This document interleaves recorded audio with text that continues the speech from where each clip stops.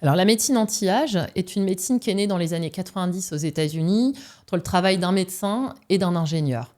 Donc, elle est basée sur la lutte contre le vieillissement. Qu'on s'entende bien, c'est pas de l'utopie, c'est-à-dire qu'on va vieillir, mais on peut mieux vieillir. Et c'est intéressant parce que il comprend mieux, il met sa santé vraiment dans sa vie. En fait, la santé devient un projet de vie. En effet, votre peau étant mieux oxygénée, elle va être vraiment repulpée. Puis alors, du coup, le sang arrive aussi avec ses vitamines, ses minéraux.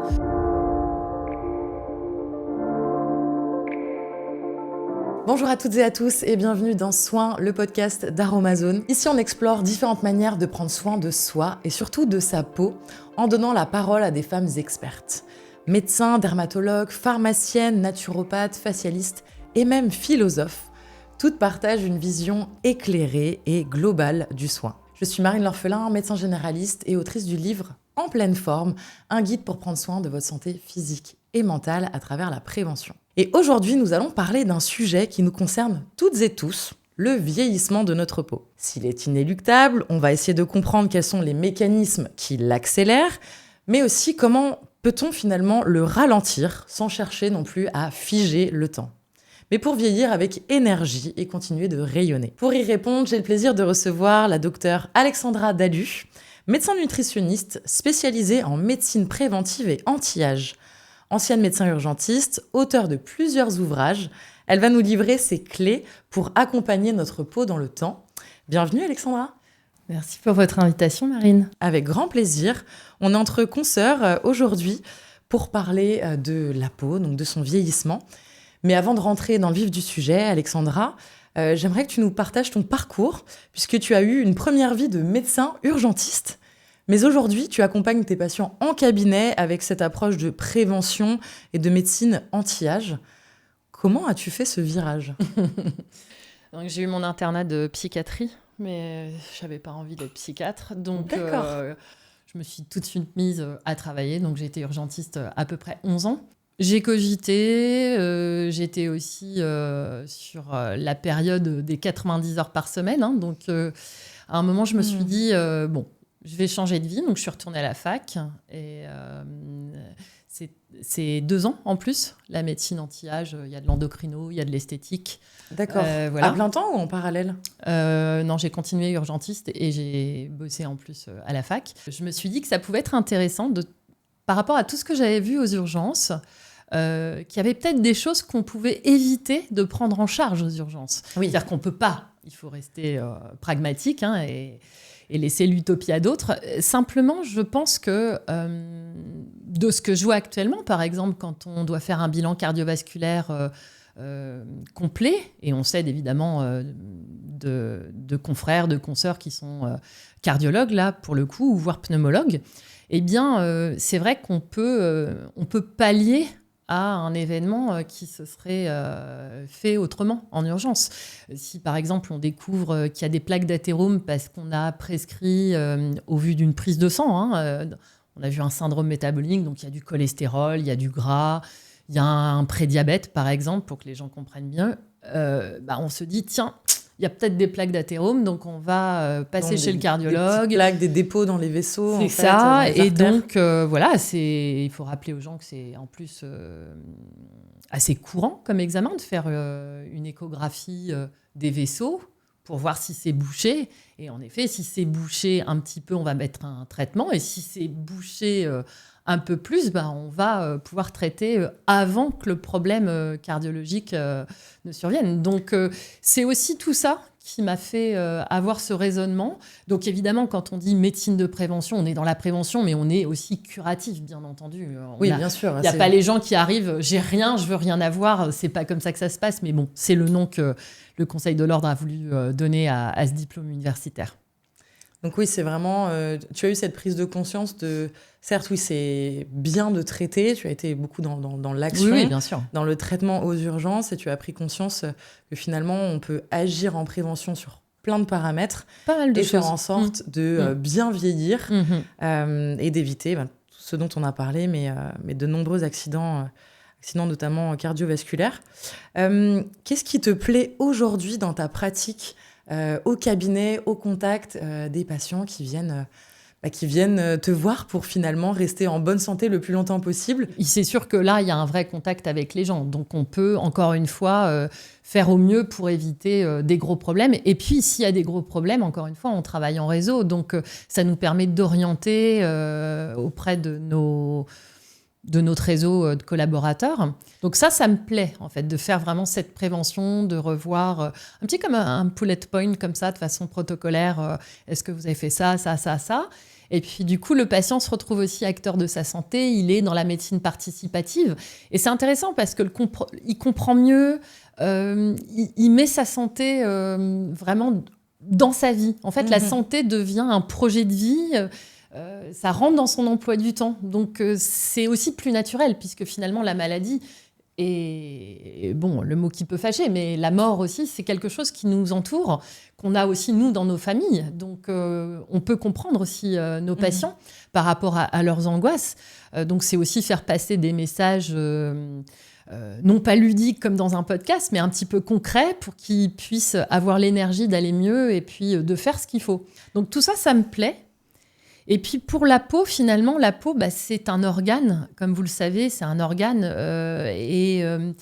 Cet organe, il réfléchit un petit peu ce qui se passe à l'intérieur. Donc pour nous, c'est aussi, je regarde ta peau, je sais qui tu es. Donc voilà, quand on regarde la peau d'un homme ou d'une femme, d'une jeune personne ou d'une personne un peu plus âgée, il y a beaucoup de choses qu'on peut lire. C'est le morphotype, il y a le phototype aussi que vous connaissez. Mais donc, la peau va nous dire, tiens, il y a quelque chose qui se passe. Rien que pour la femme, s'il y a un hirsutisme, donc s'il y a une hyperpilosité, s'il y a une acné, s'il y a une graisse qui se met ici, au niveau du cou, c'est la même graisse que celle qu'on peut avoir là. On peut supposer qu'elle a un problème hormonal type syndrome des ovaires polykystiques ou les glandes sur les reins qui fabriquent un petit peu trop les surrénales de cortisol. Donc, ça peut nous amener à aider les gens aussi quand ils viennent consulter. Donc, la peau, c'est vraiment la réflexion de ce qu'il y a à l'intérieur. Ce qui est intéressant, c'est quand on parle de médecine de prévention et de médecine anti-âge, c'est qu'on va finalement vraiment rentrer dans la vie et les habitudes du patient et qu'on va être... dans l'accompagnement extrêmement personnalisé. C'est le terme. Et voilà. Et en fait, on va avoir justement cette prise en charge 360 que moi, je trouve hyper intéressante. Merci. Et je te rejoins complètement dans le fait d'amener le patient à devenir acteur de sa santé. Et ça, je pense que c'est un levier très important aujourd'hui pour notre société, pour que la société aille mieux, pour que les gens aillent mieux et prennent soin de leur santé aujourd'hui. Pour qu'on comprenne vraiment bien... Comment tu définis simplement la médecine anti-âge pour celles et ceux qui ne la connaissent pas bien ? Donc, c'est une médecine qui est née dans les années 90 aux États-Unis, née d'un travail d'un médecin et d'un ingénieur. Et l'idée, c'était en effet, encore une fois, de bannir l'utopie de ne jamais vieillir et mourir, mais de pouvoir avoir des outils pour que le vieillissement se passe mieux. C'est-à-dire... on voit bien que toutes les personnes âgées ne sont pas dans le même état. Complètement. Donc, bien entendu, il y a la génétique qui pèse lourd, qui pèse évidemment lourd, mais on a ce qu'on appelle maintenant l'épigénétique, qui est une science en devenir. Bien entendu, l'INSERM bosse dessus et il y a encore beaucoup à faire, il faut rester humble, mais où tout ce qu'on va faire dans l'environnement de cette génétique va aider. C'est sûr que quelqu'un qui fait du sport, qui a plus de muscles, va avoir une ossature plus solide et un équilibre aussi indispensable pour éviter la chute. Parce que la chute est l'accident le plus fréquent au monde. Le sport, en tant que tel, bien au-delà du poids, de la beauté plastique, le sport va permettre d'avoir suffisamment de muscles aussi pour fabriquer des hormones qui vont et des facteurs aussi immunitaires. Mais en gros, ça va développer une immunité qui va permettre aussi de réduire le risque d'avoir des infections, mais aussi d'avoir plus d'immunité pour tuer les cellules cancéreuses qu'on a tous les jours et qui sont tuées aussi tous les jours. Donc, en fait, finalement, on voit bien que c'est un truc tout simple qu'on peut tous faire à notre niveau, faire du sport. Et bon, c'est la recommandation OMS. Et quand on travaille en recherche sur le sport, on voit bien que le sport d'endurance, le sport de muscle et le sport d'équilibre sont vraiment 3 choses très différentes. Enfin, 3 pratiques différentes qui vont amener, et complémentaires, tout à fait, et qui vont amener une production de différents facteurs de protéines différentes qui vont agir sur l'organisme. Donc ça, c'est quelque chose qu'on peut faire en médecine anti-âge. Mais après, il y a plein d'autres choses. Par exemple, quand vous êtes une personne au-delà de 60 ans et que vous faites votre vaccin contre le zona, eh ben, on découvre que ce vaccin-là protège de la dégénérescence cérébrale, donc pourrait potentiellement protéger de développer des démences. Donc voilà, il y a plein de choses qu'on peut aussi envisager, en plus des piliers sommeil et nutrition, bien entendu. Pour qu'on parle tous de la même chose et qu'on se comprenne bien, comment définirais-tu simplement la médecine anti-âge ? Alors, la médecine anti-âge est une médecine qui est née dans les années 90 aux États-Unis, entre le travail d'un médecin et d'un ingénieur. Donc, elle est basée sur la lutte contre le vieillissement. Mais qu'on s'entende bien, c'est pas de l'utopie, c'est-à-dire qu'on va vieillir, mais on peut mieux vieillir. On voit bien, tous à notre niveau, qu'il y a des personnes du même âge qui n'ont pas la même santé globale. Sans parler forcément de la plastique, mais voilà, vous avez des personnes qui ont plein d'infections, il y en a d'autres qui n'en ont pas, il y en a qui font encore du sport, qui tiennent bien debout, qui parlent encore 3 langues, voilà. Donc en fait, cette médecine anti-âge, elle prend en charge le fait de, à n'importe quel âge d'ailleurs, de bien mieux vieillir tout au long de sa vie et donc, elle va être basée aussi sur la prévention primaire, mais aussi sur la prévention secondaire. C'est-à-dire, vous avez un problème de santé, oui. Qu'est-ce que vous pouvez faire pour ne pas l'aggraver ? Et ça, c'est très intéressant. C'est plutôt ça, la pratique. La prévention primaire, pour le rappeler pour les gens, ça peut être le vaccin. On vous fait un vaccin, vous n'aurez pas la maladie. Okay ? La prévention secondaire, vous avez une hypertension. Ça y est, vous avez un traitement. Tout ce que vous pouvez faire pour que ça ne s'aggrave pas. Donc ça, c'est très intéressant parce qu'il y a aussi beaucoup de diabétiques de type 2. Donc pareil, vous avez un traitement, mais qu'est-ce que vous allez faire pour ne pas que ça s'aggrave, pour qu'il n'y ait pas aussi de conséquences de cette pathologie ? Et je trouve qu'on n'explique pas assez bien aux gens ce que c'est que la prévention secondaire. Ouais, donc en fait, c'est pas juste... C'est vrai que dans l'esprit de certains, quand on parle de médecine anti-âge, on pense tout de suite au côté esthétique et juste effacer les signes, on va dire, du vieillissement de l'âge au niveau de la peau. Alors qu'en fait, c'est vraiment justement cette prise en charge globale et cette prise de conscience sur notre mode de vie global et nos moyens pour ralentir ce vieillissement. Parce qu'il y a des bons outils pour ça. Il y a une bonne médecine aussi en France. Il y a l'accès aux soins aussi en France via nos systèmes sociaux. Et après, bien entendu, il y a aussi l'esthétique. L'esthétique peut en effet rentrer en ligne de compte puisque les études sont très claires là-dessus. Quand vous vous regardez dans un miroir et que vous vous trouvez avec une bonne gueule, forcément, vous êtes de meilleure humeur dans la journée. Et donc, tout dépend de ce qu'on veut obtenir. Mais souvent, les gens vous disent « j'ai envie de retrouver une belle peau ». Ils vous disent pas souvent autre chose. Et puis, parfois, on choisit aussi la chirurgie plastique parce que ça a été un choix de vie à un moment d'aller mieux. Et puis, il faut se souvenir qu'il y a aussi des gens qui, parfois, ont eu des passages difficiles dans leur vie. Et ça change vraiment leur regard et leur visage. Et ils ont envie de retrouver leur visage. Alors, pas de leurs 20 ans, mais de retrouver le visage qui va correspondre au moment de leur vie. Et ça, c'est très important. Aussi, leur état d'esprit du moment. Exactement. Et... Parce que parfois, vous avez eu une grave maladie, vous vous êtes guéri, vous retrouvez cette belle énergie dont vous parlez là actuellement. Et puis, votre visage, c'est celui de l'ancienne vie, vous étiez gravement malade et vous n'avez plus envie de voir ce visage. Donc, en fait, nos confrères et consoeurs chirurgiens plasticiens font partie de la médecine aussi anti-âge, bien entendu. C'est très intéressant et j'aimerais que tu nous expliques quels sont justement les mécanismes principaux qui accélèrent le vieillissement global et on va axer un petit peu sur le vieillissement de la peau.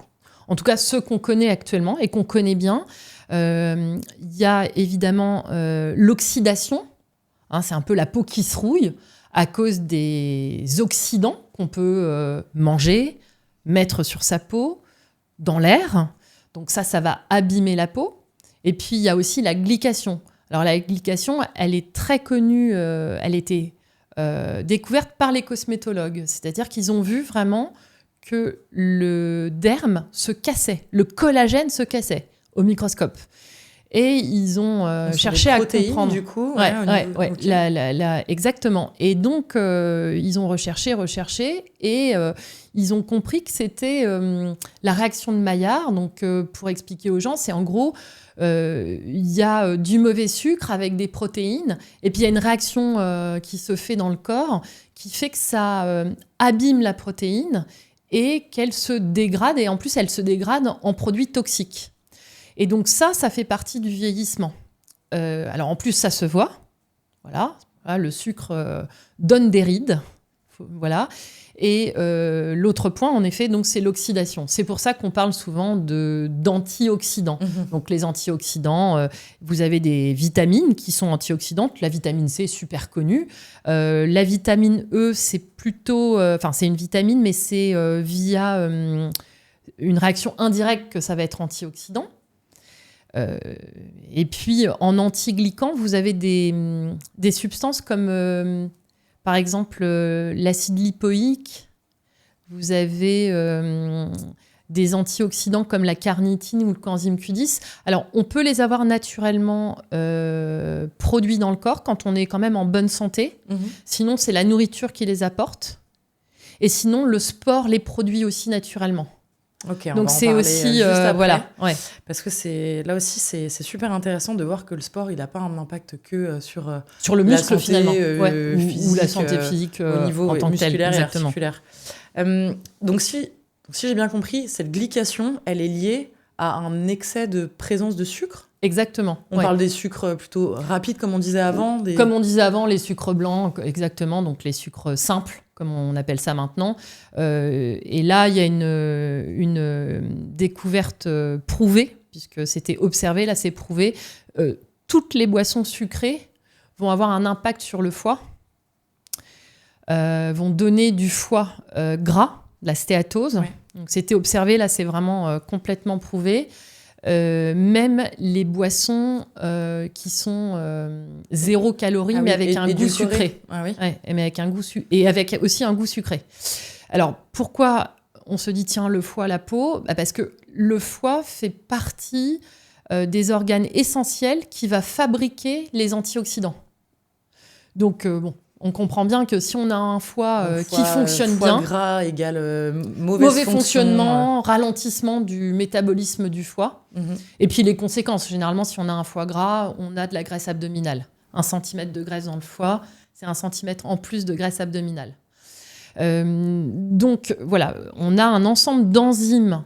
Ce sont des protéines qui détruisent les éléments toxiques pour le corps en général, qui se trouve dans le foie. Donc, un foie en bonne santé, indirectement, ça va être une bonne santé, mais aussi donc une peau en meilleure santé.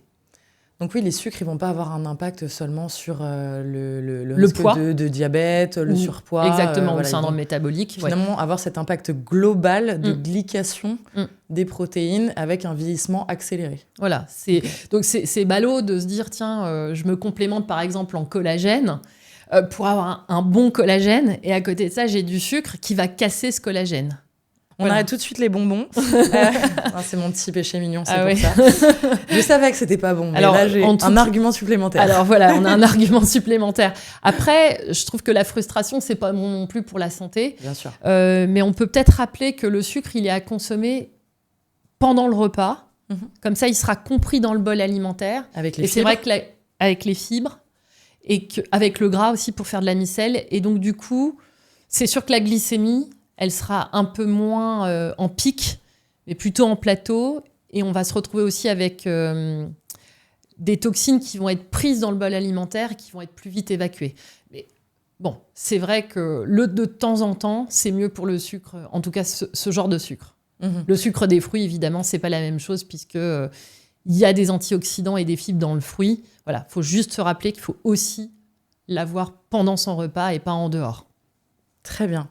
Donc pour toi, quelles seraient les 3 bonnes habitudes de vie pour ralentir ce vieillissement cutané ? Le sport, c'est sûr. Ouf, je suis sauvée. Je vais continuer Il y a à déjà manger ça. quelques bonbons. Le sport, et puis je dirais que le sommeil est une base. autant le sport, c'est à gérer de votre côté, autant le sommeil, c'est médical. C'est-à-dire qu'on dit souvent, si vous dormez mal au bout de 3 mois et que ça passe toujours pas, il faut consulter. C'est vrai que les services de médecine du sommeil, ils sont bien full book, mais il faut quand même prendre votre rendez-vous parce qu'on peut vraiment améliorer ça. On a aussi des nouveaux traitements qui sont très intéressants, qui sont des nouvelles familles de médicaments qui peuvent vraiment déclencher un bon sommeil. Et ça va être une base, puisqu'il faut rappeler aux gens que les hormones qui sont fabriquées quand vous dormez sont les hormones qui vous réparent. Donc, en fait, c'est compliqué d'avoir, en tout cas, si on parle de la peau, une belle peau sans avoir un bon sommeil. C'est vraiment, on va dire, le pilier numéro 1. Quoi. Voilà. Avec le sport, on va dire que c'est un peu à égalité. Mais c'est vrai qu'aussi, on peut rappeler que quand on fait du sport, on dort mieux. Et que quand on dort mieux, on est un peu moins fatigué, donc on peut faire du sport. Donc, je dirais que, voilà, la poule et l'œuf, là, non. Les deux sont en même temps. Et puis, après, bon, peut-être quelque chose d'un peu basique, mais... c'est un petit peu tout ce qui tourne autour de la dermocosmétique, que ce soit pour l'homme et la femme. C'est sûr qu'un petit peu de soin, un peu de topique, c'est intéressant quand même. Il faut avoir une crème qui va quand même réhydrater, il faut se démaquiller si on se maquille. Il faut penser aussi à la nutrition, c'est-à-dire que voilà... on parlait des antioxydants. Voilà, bon, d'avoir... il y a le kiwi qui vient de passer à l'ICAMAN, là, il y a un mois. Pour sa richesse en vitamine C. Oui, là, l'Union européenne, c'est la première fois que ça se fait pour un aliment. Donc, on peut... Bon, après, si on n'aime pas ça, on peut manger des carottes aussi. Hein, il y a plein d'autres choses. Et à l'inverse, les pires ennemis de la peau qu'on a tendance à sous-estimer ou qu'on ne connaît pas bien. Peut-être. Alors, je ne sais pas si on le sous-estime ou si on ne le connaît pas bien ou si on est un peu dans le déni parce que ça fait partie des drogues licites. Mais le tabac, c'est-à-dire qu'il y a le tabac donc, qui apporte les toxiques, donc, qui oxyde, mais il y a aussi... très puissant oxydant. Voilà, il acidifie tout. Bon, en plus, il y a des risques de cancer poumon, vessie. Mais il y a aussi la vapoteuse, qui a des benzoaromatiques dedans, et ces benzoaromatiques, c'est un genre de colle, donc on se doute bien que ça ne va pas faire du bien non plus avec la vapeur de la vapoteuse. Donc je dirais qu'on les sous-estime. Donc nous, on est toujours très rabat-joie. Il ne faut pas boire d'alcool, il ne faut pas boire de soda, il ne faut pas fumer. Ouais, mais tu veux une belle peau. Il y a aussi une forme de responsabilité, c'est-à-dire que le médecin est là pour transmettre. Donc tant pis s'il est rabat-joie, encore une fois, il transmet. Et puis je crois qu'on est à une époque où, moi, pour mon époque, il n'y avait pas de réseaux sociaux, mais on le sait, quoi, en fait. Bien sûr. Donc je dirais que les messages sont vraiment clairs. Donc il faut aller voir un addictologue, il faut être convaincu que c'est vraiment pas une bonne chose. Et en France, on fume beaucoup trop. On est un des pires classements au monde pour la cigarette. Donc je dirais ça et la vapoteuse. L'alcool. L'alcool va être aussi un oxydant, mais c'est surtout qu'il va détruire la testostérone, la sulfate de DHEA, qui font partie des hormones de la jeunesse. Donc on comprend bien que l'alcool et la jeunesse, ça va pas très bien ensemble, mais on aura toujours des patients pour nous dire, mon grand-père, ma grand-mère, voilà. Souvent. Mais ce qu'il y a, c'est que ça se rajoute à une époque où la pollution, c'est vraiment ce qu'on appelle maintenant un exposome. C'est un nouveau cours chez les étudiants, l'exposome. Donc on en parle à l'Académie nationale de médecine et on en parle aussi en formation médicale continue. Donc l'exposome, c'est vraiment... en fait, il y a ces fameux perturbateurs endocriniens qui sont étudiés. Là, c'est prouvé. Donc les chercheurs de l'INSERM ont envoyé des conclusions au Sénat, pour dire que ça avait un véritable effet sur la puberté précoce, par exemple. Mais ça a aussi un effet sur la peau et sur le vieillissement. C'est peut-être aussi une des causes de plus de cancer, également, malheureusement. Maintenant, qu'est-ce qu'on sous-estime ? Je pense qu'on sous-estime la pollution, ouais. Je pense qu'on la sous-estime. Après, il faut rappeler quand même que je pense quand même à quelque chose qu'on peut faire tous, c'est aérer. Parce que contrairement à ce qu'on pense... Les intérieurs de chez nous sont extrêmement pollués. Voilà, l'intérieur d'une maison ou d'un appartement est plus pollué qu'une rue passante. Voilà, c'est plus pollué. Donc il faut aérer le matin, quand il n'y a pas encore trop, évidemment, de voitures qui passent. Il faut éventuellement aérer aussi le soir, quand, pareil, il y a un peu moins de voitures qui passent. Et puis, si vous avez des ouvertures sur des cours intérieures ou des petites ruelles où il n'y a pas trop de passage, il faut le faire. Et puis, bon, si vous êtes en maison, c'est encore mieux pour aérer. Mais il faut aérer parce que, encore une fois, il y a tellement de polluants à l'intérieur de chez soi que si vous restez même une journée avec vos fenêtres fermées, vous devenez... chez vous, c'est plus polluant qu'à l'extérieur.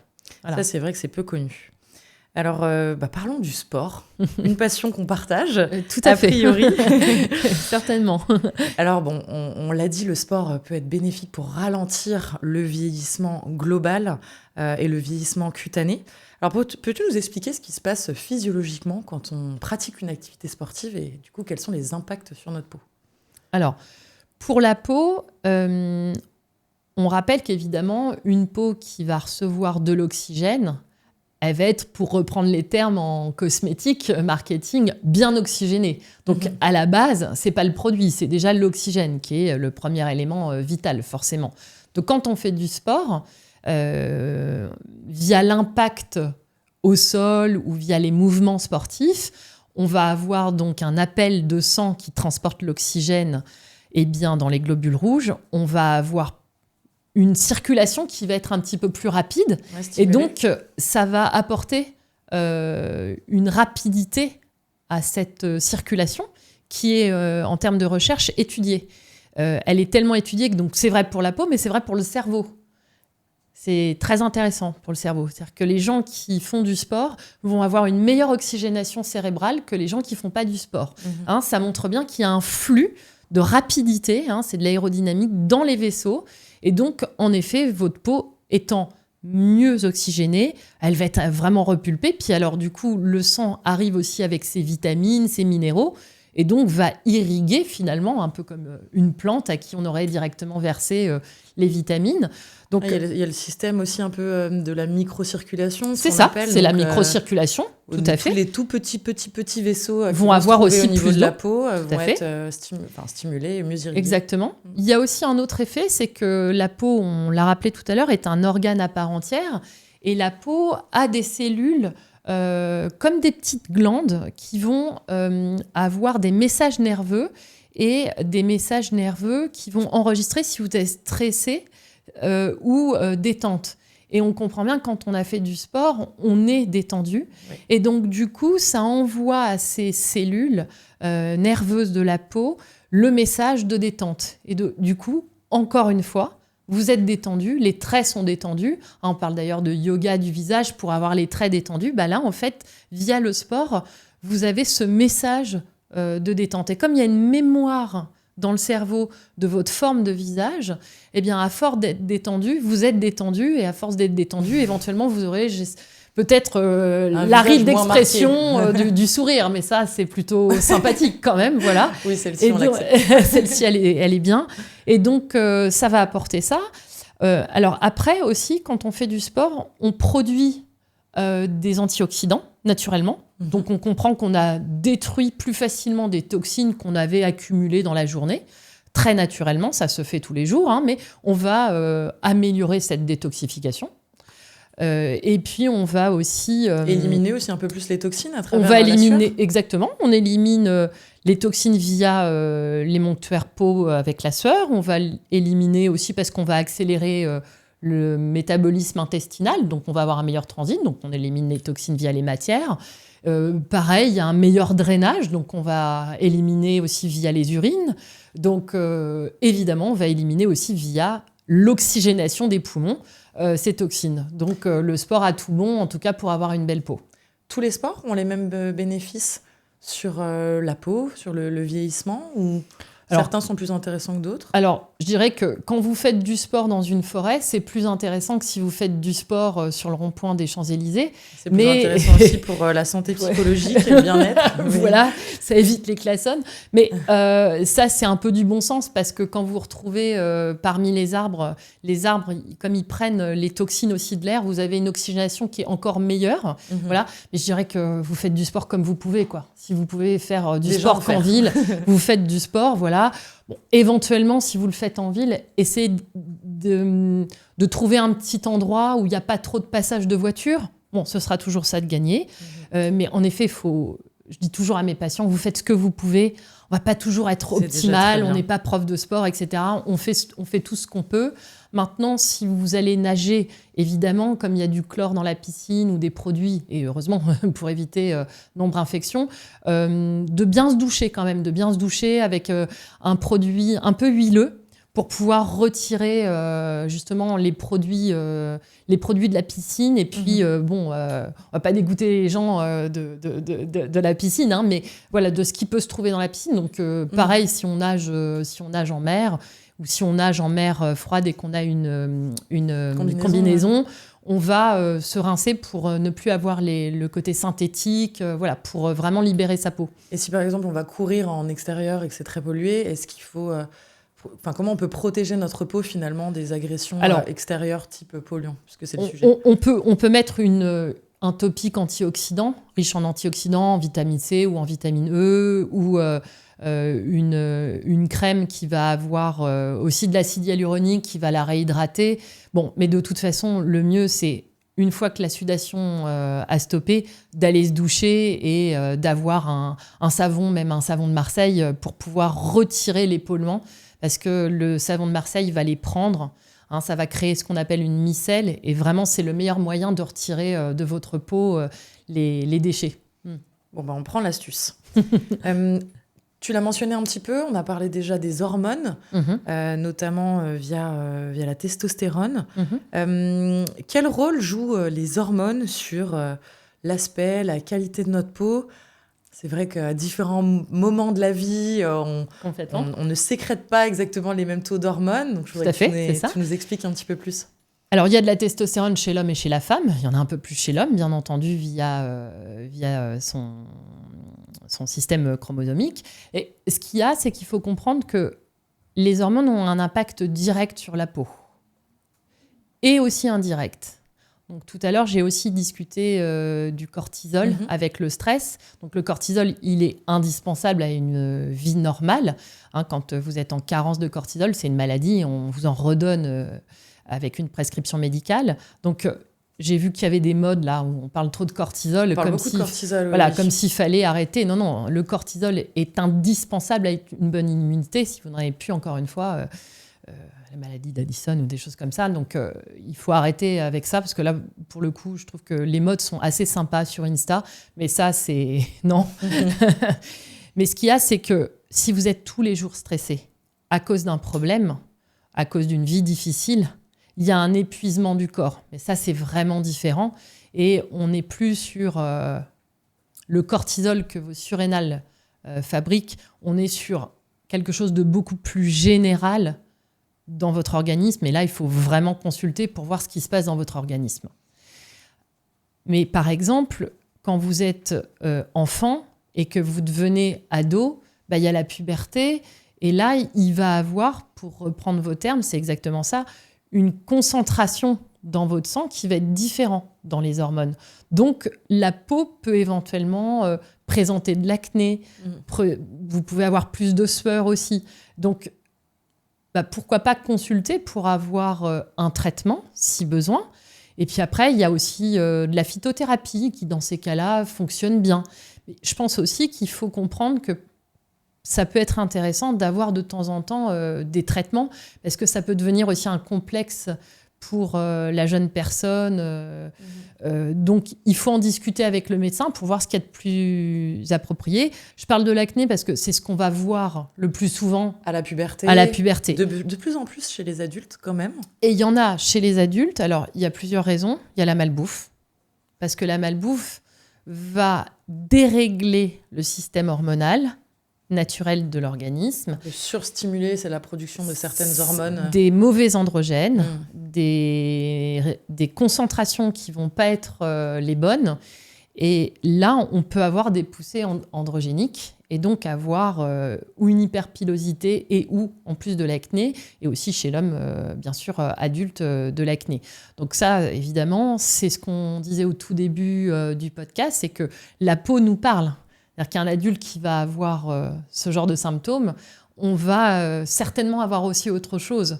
Il va être un indicateur, en tout cas, d'un déséquilibre hormonal ou nutritionnel. Exactement, oui, métabolique. Et puis après, il y a pendant le vieillissement la cassure du derme qui entraîne les rides superficielles et profondes. L'affaissement aussi un petit peu de la peau. C'est en rapport aussi avec la baisse des hormones. C'est-à-dire les rides profondes, c'est vraiment la chute des progestérones.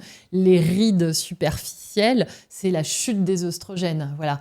Et le relâchement peut aussi être dû à une chute de la testostérone. Voilà. C'est pour ça que certaines femmes qui ont un peu plus de testostérone vont avoir moins d'affaissement que d'autres.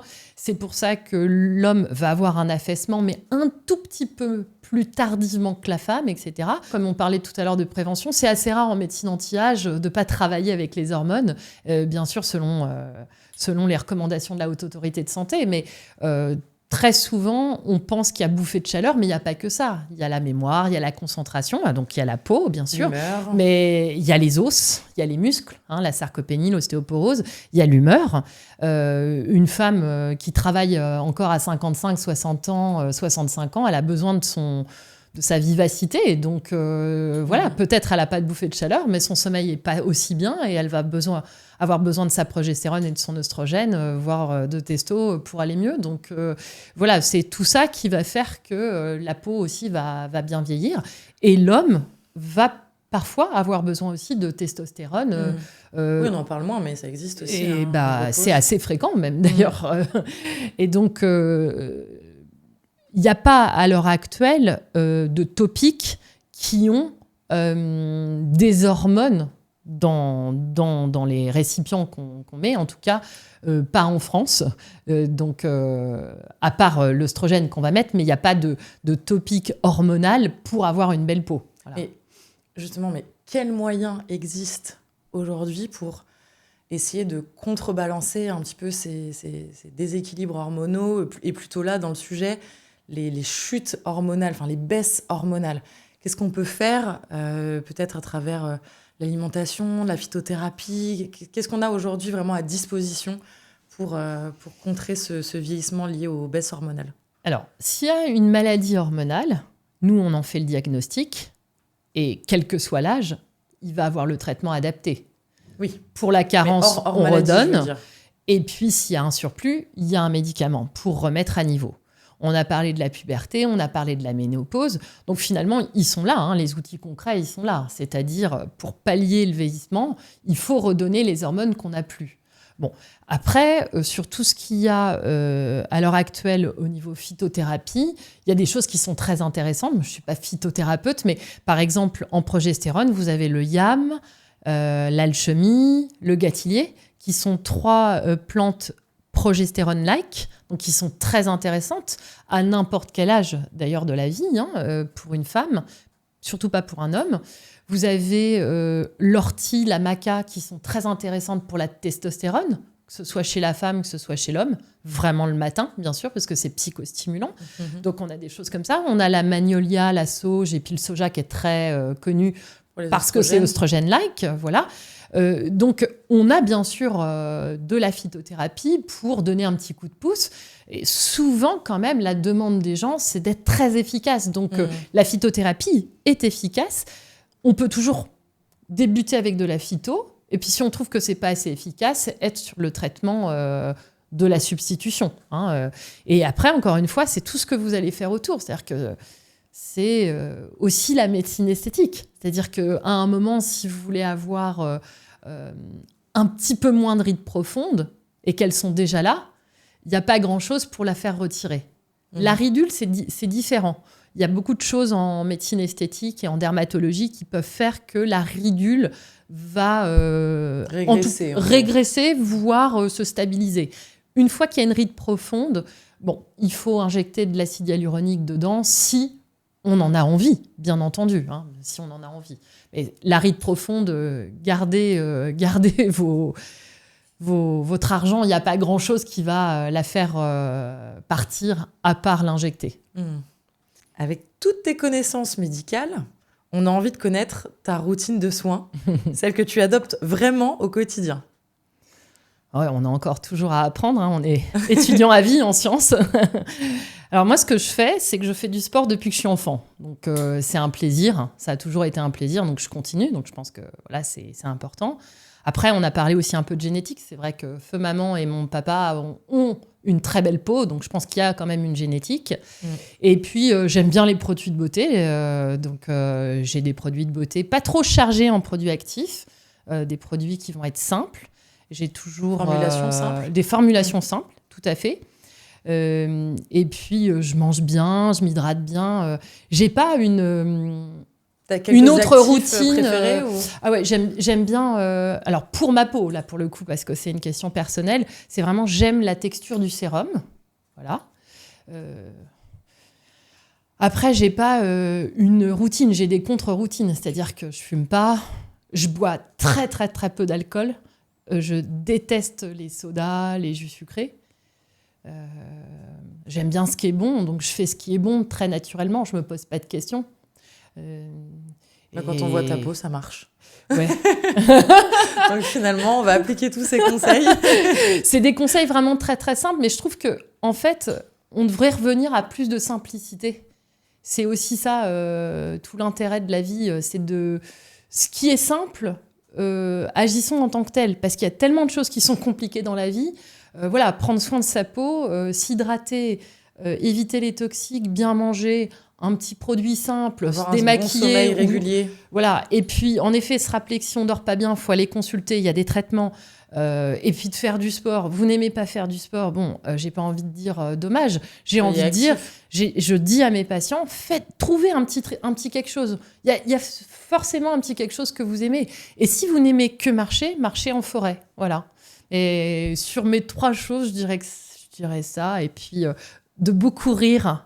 De beaucoup rire, ouais, voilà, ça donne des belles rides, mais le bonheur, c'est quand même le meilleur anti-âge. C'est-à-dire quelqu'un de malheureux et qui n'a pas les outils. Attention, je ne suis pas tous les jours bien, mais il faut avoir des outils pour aller bien. Et c'est ce que je dis aussi à mes patients avant de les envoyer chez des confrères et consoeurs psychiatres quand il y a vraiment un gros besoin. C'est que on vous dit sur Instagram qu'il faut toujours être bien. Bah, moi, je vous dis non. Je vous dis, ayez les bons outils pour que quand ça va pas bien, vous puissiez rester debout. Et en fait, c'est plutôt ce discours que j'aimerais transmettre parce que c'est ma routine. C'est-à-dire que j'ai eu des coups durs dans ma vie et si j'avais pas eu les bons outils, j'aurais pas pu rester joyeuse en fait. J'aurais pas pu rester, comme mes amis me disent que je suis drôle. Mais en fait, si on n'a pas les bons outils, on peut pas s'en sortir. Et je pense que c'est ce discours-là pour les hommes et pour les femmes, d'avoir les bons outils. Et puis de consulter quand ça va pas. Parce qu'on a vraiment beaucoup de chance en France. Moi, j'ai travaillé dans le public quasiment toute ma vie. Et donc, on soigne très bien les gens. C'est peut-être un petit peu moins long au niveau de la durée de la consultation, parce qu'on peut pas se permettre.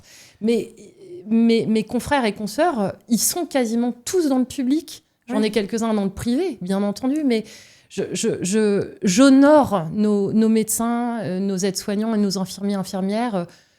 Vraiment, on fait un travail extraordinaire et on fait tout ce qu'on peut aussi. Non mais oui, je te rejoins sur le fait que, voilà, moi en tant que médecin généraliste par exemple, je suis très sensible à ce sujet de la prévention, du bien vieillir, d'essayer d'accompagner vraiment les patients vers de meilleures habitudes de vie, on va dire. Et on est capable de le faire en cabinet de médecine générale aussi. Là, ou comme tu dis, dans le public. Puis de motiver les gens, parce que là, on parle de santé mentale chez la personne âgée qui est isolée, parce que c'est une personne âgée. Et peut-être qu'on pourrait dire à nos personnes âgées, si vous êtes veuve, si vos enfants sont loin, essayez d'aller dans des groupes de sport. Parce que le sport aussi, il y a ça dont on ne parle pas. Mais il y a tout ce côté où on peut se retrouver avec d'autres personnes. Et ça, c'est à la base du bien vieillir, parce que si on vieillit avec des gens avec qui on raconte des gossips, des petites choses sympas, forcément, la journée et les semaines passent mieux. Elles sont plus joyeuses. Merci beaucoup, Alexandra. Merci, Ma Marine. dernière question, c'est juste où peut-on te retrouver, suivre ton travail ou te consulter? Je suis médecin au cabinet, quoi. Au cabinet. Sur le terrain. Voilà. Sur le terrain. Et puis, j'avoue que voilà, mes 3 ouvrages à l'heure actuelle sont des best-sellers. Donc, Ils sont intéressants, je peux dire qu'ils sont intéressants. Eh ben, génial, j'ai hâte d'en lire quelques-uns. Merci beaucoup. Merci infiniment pour ton expertise et tes conseils très précieux. Merci Marine. J'espère que cet épisode vous aura donné envie d'adopter quelques nouvelles habitudes saines pour accompagner votre peau dans le temps. On se retrouve très bientôt pour un nouvel épisode de Soins.